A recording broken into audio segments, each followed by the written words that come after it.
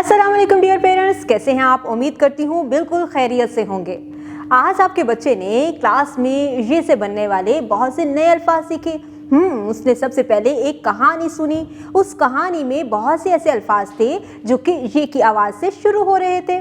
इसके साथ ही बहुत सारी नई तस्वीरें देखी जिनके नाम ये की आवाज़ से शुरू हो रहे थे और उसने ये की शक्ल की पहचान की, उसको लिखना सीखा और साथ ही साथ उसने स्टीम एक्टिविटीज़ को बहुत अच्छे तरीके से क्लास में परफॉर्म किया है।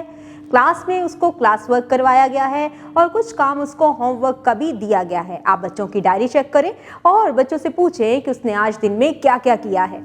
तमाम तर एक्टिविटीज़ बच्चों के साथ आप शेयर करें कि जो कुछ उसने किया है उससे उसने लर्न क्या किया है। इस तरह से आप बच्चों के साथ एक पॉजिटिव और हेल्दी कम्युनिकेशन करेंगे जो कि आपके और बच्चे के दरमियान जो रिलेशनशिप है उसको बहुत ज़्यादा स्ट्रॉन्ग करेगा और आप बच्चे की एजुकेशन नीड में मुकम्मल तौर पर इन्वॉल्व होकर उसकी एजुकेशन को पूरा कर रहे हैं। इसके साथ ही आपने बच्चे का होमवर्क अपनी अंडर ऑब्जर्वेशन में कंप्लीट करवाना है जो कि आपकी पहली जिम्मेदारी होना चाहिए।